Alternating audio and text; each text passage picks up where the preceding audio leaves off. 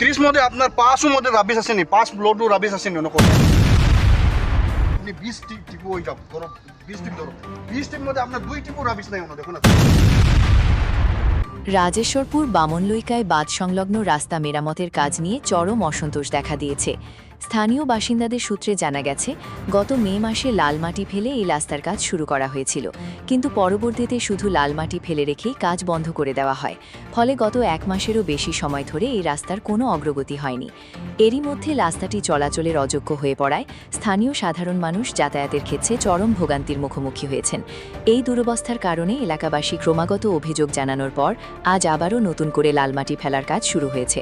তবে স্থানীয় জনগণ সংশ্লিষ্ট কর্তৃপক্ষের কাছে একটি বিশেষ অনুরোধ জানিয়েছেন।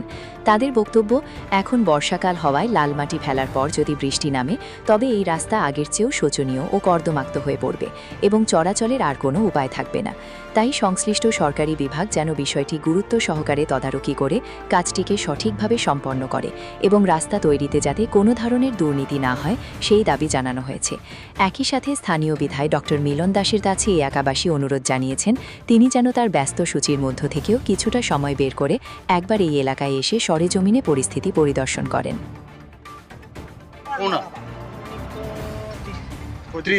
30 মধ্যে আপনার 5 মধ্যে রাবিশ আসেনি, 5 ব্লডও রাবিশ আসেনি অন্য কোসেন।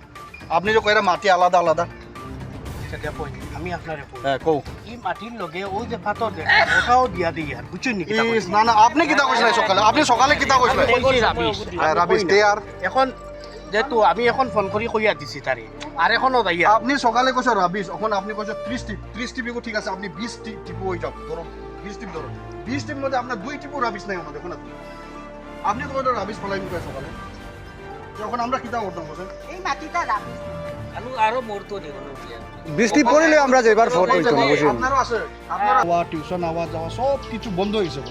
কামটা মানে তারা 3 মাস আগে শুরু করা হয়েছিল, আর এখন 3 মাসের উপরে চলে কামটা, কিন্তু রাস্তাটা এখন মানে পুরো রাস্তাটা খারাপ হয়ে রয়েছে। এখন মানে স্কুলে যাওয়া যাওয়া সব কিছু বন্ধ হয়ে রয়েছে।